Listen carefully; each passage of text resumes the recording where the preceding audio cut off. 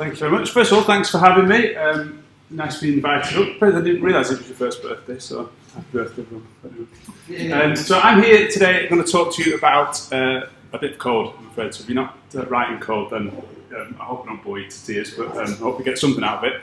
But I'm going to talk to you specifically about how to write extensible WordPress code. So if you're a developer, if you write themes, if you write plugins, or probably anything else to do with WordPress, then hopefully you're going to learn something about how to make that extensible.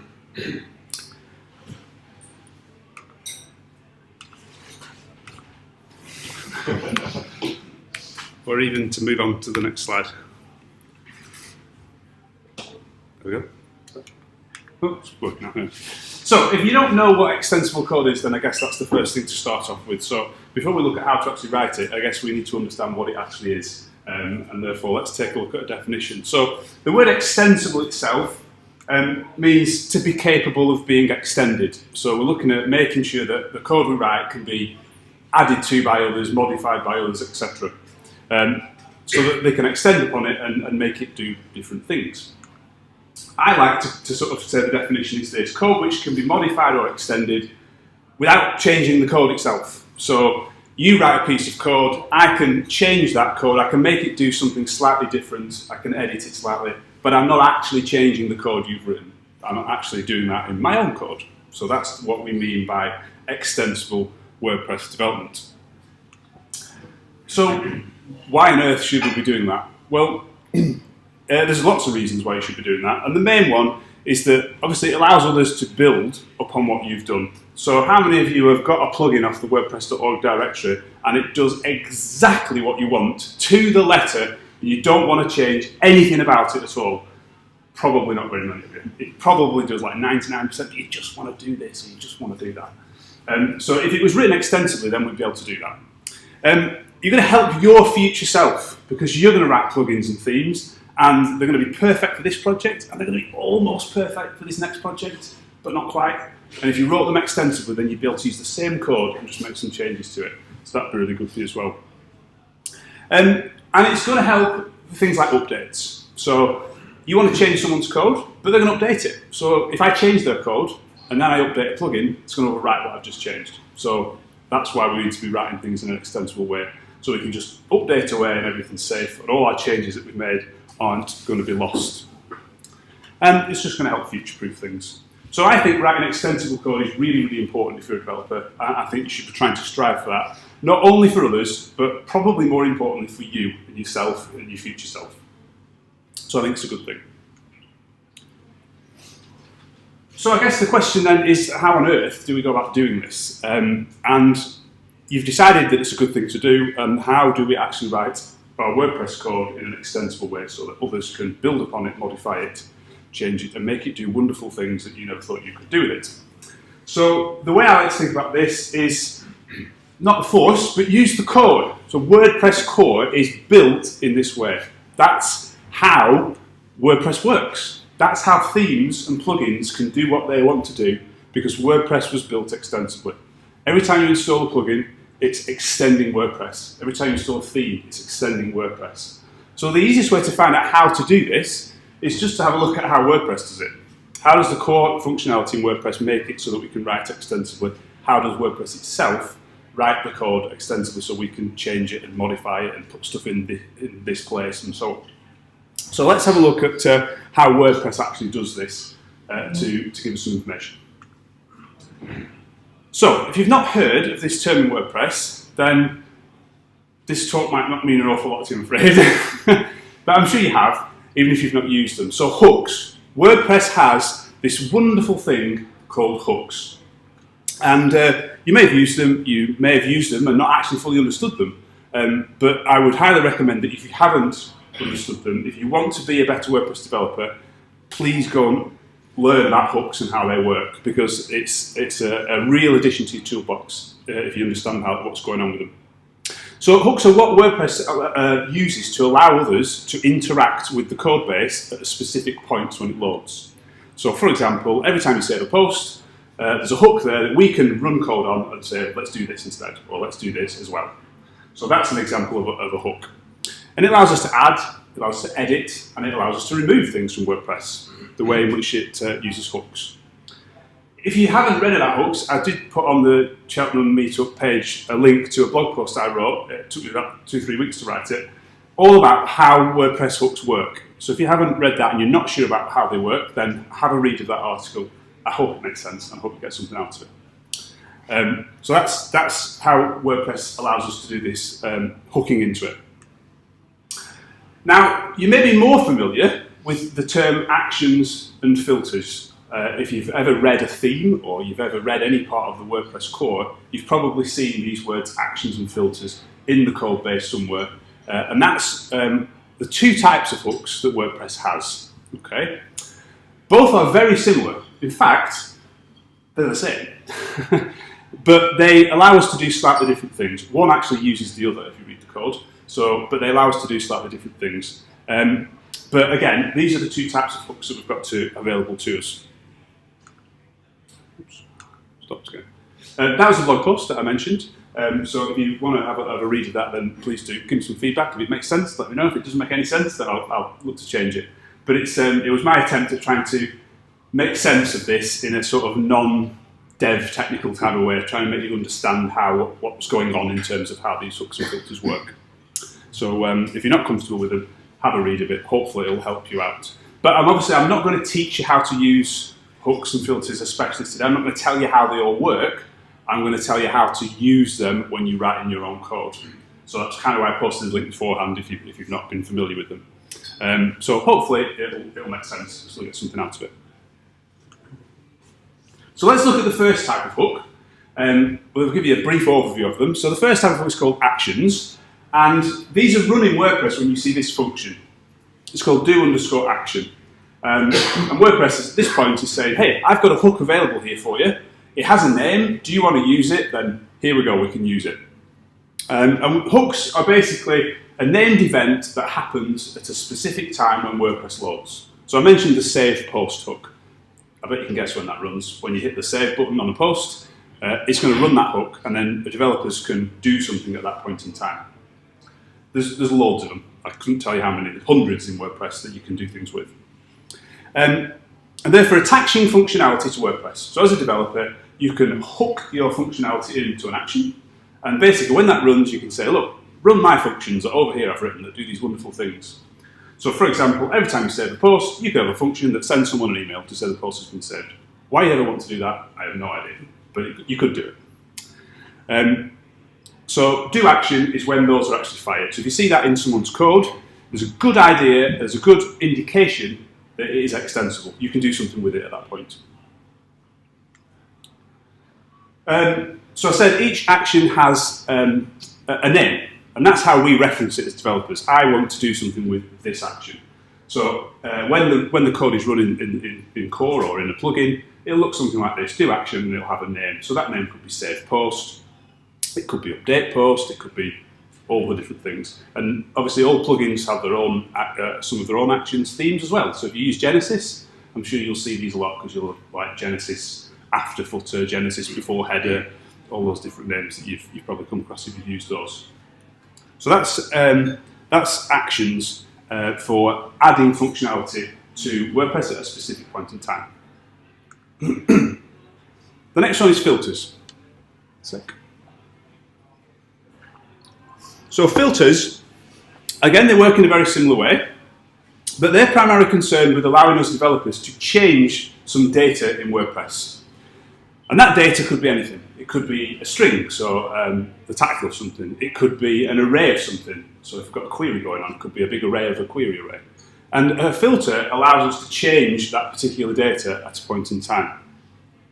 And the way they work is very similar to hooks. So they have a name. So in here, this is called my filter name. And what WordPress is saying at this point in time is, here we go, here's this filterable thing. I'm going to make it available to you as a developer if you want to do something with it. You might want to change it, you might want to add to it, you might want to remove it. But when you've finished with it, will you just pass it me back, please, and then I can carry on with the process of loading WordPress. So with a filter, you've always got to return back this filterable thing, because if you don't, it's not there for WordPress to carry on doing something with. So that's how filters work. And again, they're used all over WordPress to allow developers to change various different things. Seems to want to be really close. So let's have a look at an example of a filter in action. No, I won't say in action. Let's have a look at an example of a filter taking place. So this is the post edit screen, or it was the post edit screen, or still is for a bit longer maybe. And at the top there, we've got a placeholder text. It's called enter title here. And that's where you type your post title basically at the top. Now, we develop a lot of things with custom post types, and enter title here sometimes isn't that relevant. So if we've created a post type for a person, then that would be more appropriate to say person name. So you can write the person name in the title rather than the actual title of this particular post. Now, WordPress allows us to change it because it is run through a filter. So somewhere in the WordPress code base, it's in the WP admin folder. I can't quite remember the actual place it's in. I think it's in the post advanced.php, something like that, where basically the editor is rendered. You'll see this particular piece of code. So we say apply filter. So WordPress is saying to developers, here's a point where you can change something. We've got a name of this filter called enter title here. And then we've got the value of this filter, which is enter title here. Okay, at the moment, that's just a string. And then we're actually passing another variable to this called $post, which is the post object of the current post you're editing. So as a developer, I can use this filter to change this particular variable. Okay, so I could change that to a post, a different piece of string or whatever.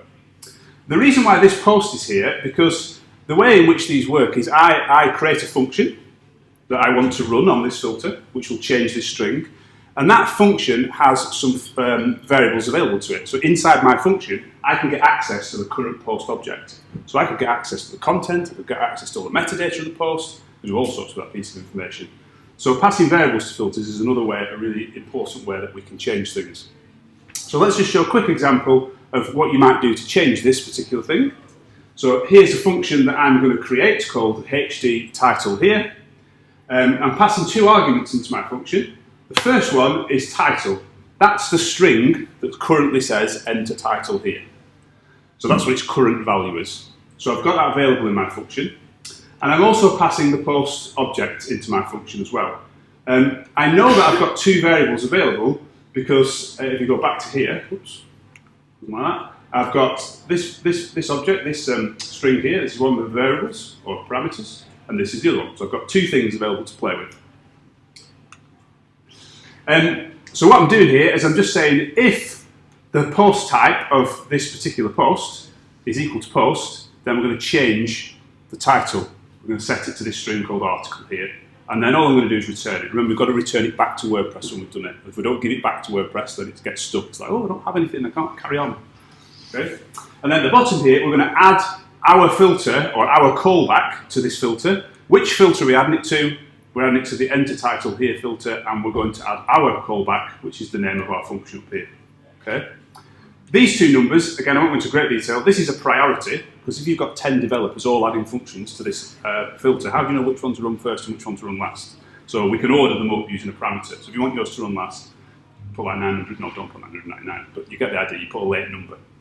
And this at the end says I've got two parameters passed into my callback, 1, 2. If I didn't put 2 here, it would ignore this last one. So I couldn't use it. Okay. So that would then run, and you'll be able to, oops, I thought I had a screenshot of it looking in the editor, but I don't. That would then change the enter title here to say article title. Okay? So if you were concentrating on, you wanted to label your posts of articles. So that's how you'd use a function, use a filter, sorry. So let's have a look at how we might implement this as a plugin or a theme developer, how we might implement this in our own code, and the sorts of things that we could do. So, there are 3 main areas where you write code that I think you can make it extensible. The first one is when you're creating arrays of data, or you have an array of data that's ready to do something. The second one is when you output something, usually like a block of HTML that you want to print to the screen or the browser, but it could be other output as well. And then the last one is function returns. So let's say you've got a function that gets some metadata from a post, and returns it, maybe it's a subtitle or something, you can make that extensible as well.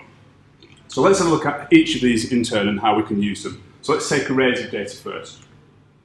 So I've got a jobs plugin, and this may well be a piece of code that you've seen before, it may not, but essentially what it's doing is it's saying get me 6 posts from the post type of hd_job. So it's doing a query in WordPress to say get me 6 posts from this job.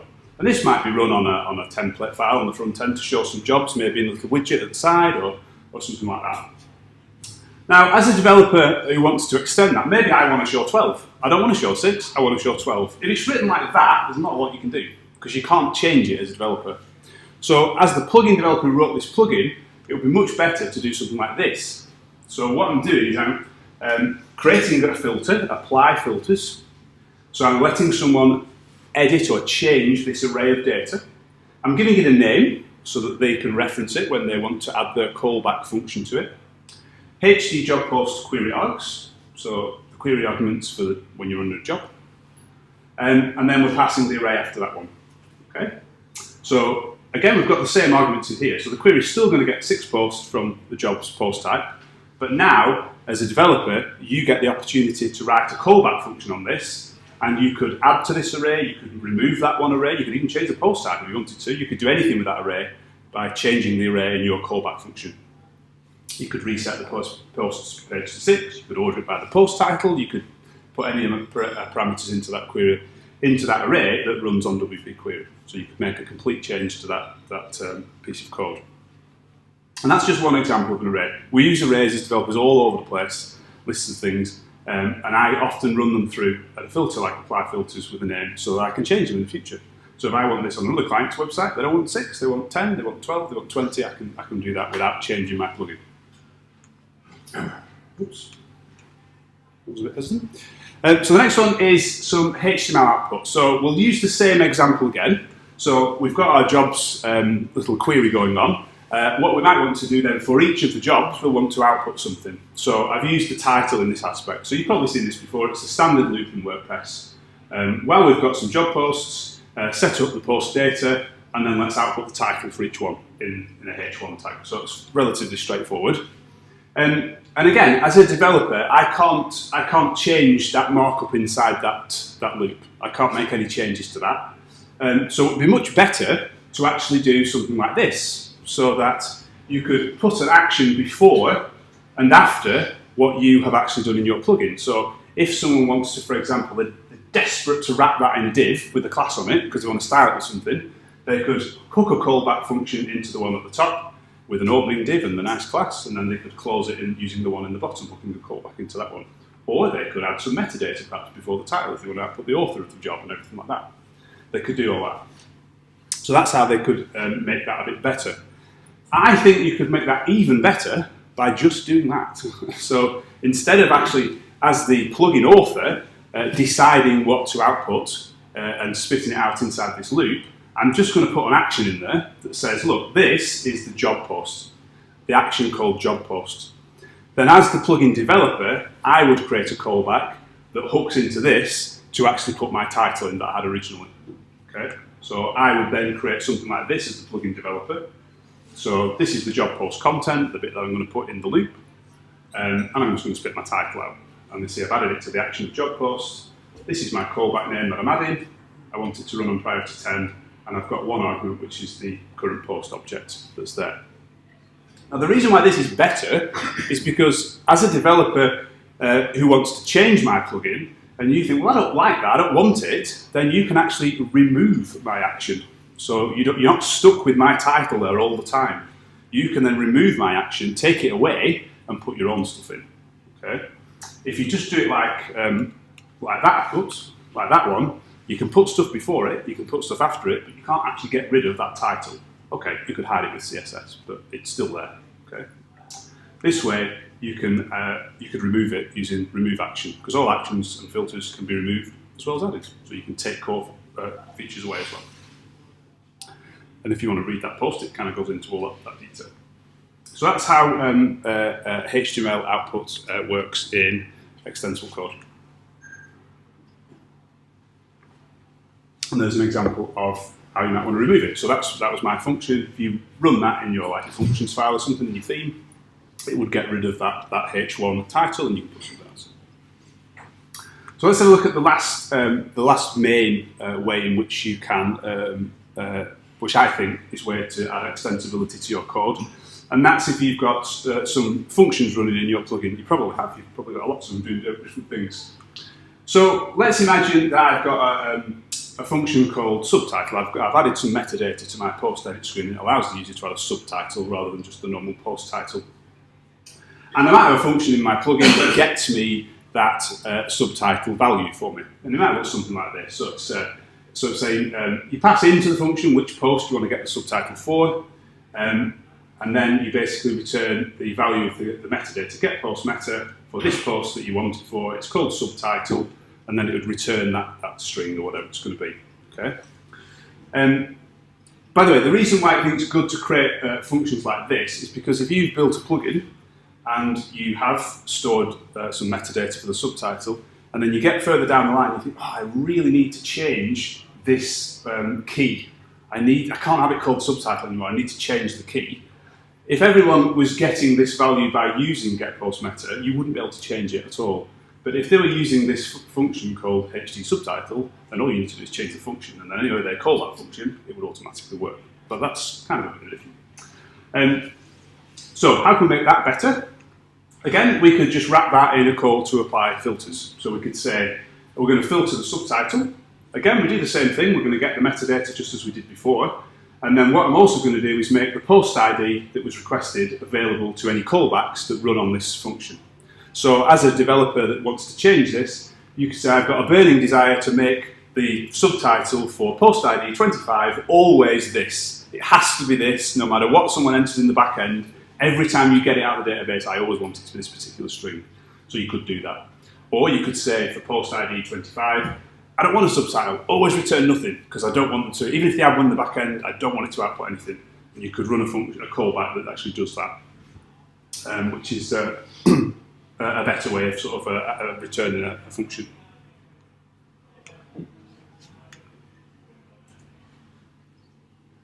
So I've just got a few more things. The first one is template overrides. So if you've ever used a plugin like WooCommerce, or can't think of another one, but loads do it. So WooCommerce is a great example. It has a selection of template files which are included in the plugin, but if you put them in your theme, it will load those instead. So what that means is that I can copy the one from the plugin, I can put it in usually it's in a specific folder in your theme, so it wants it in the same name or something like that, so it'd be like WooCommerce. And it'd use that one instead, and then I can start making changes to that template so that it looks a bit different. I could add some markup, I could make some changes. So again, it allows theme authors or plugin developers to change the output of WooCommerce slightly by having your own template files that you can use instead. There's a few ways of doing this. This is a really, really good class that was written by Gary Jones. I don't know if you know Gary's quite well known in the WordPress community. It's really good. And he made this available for a template loader. So if you're a developer, it's basically a class, think of it like a function, that you just add into your plugin, you just require it, and then you've got available to make this loader available. And it works in the same way, so you say, look, my plugin files are here, and if a theme author is going to want to override it, they need to put them in here, and then when you call a template, instead of doing like get template part or something, you just do like, I don't know, command your template part. I can't remember this in fact, but it's really good and it's really clear. How to use it and how to implement it into your plugins, themes, and other things. So it allows you to override templates.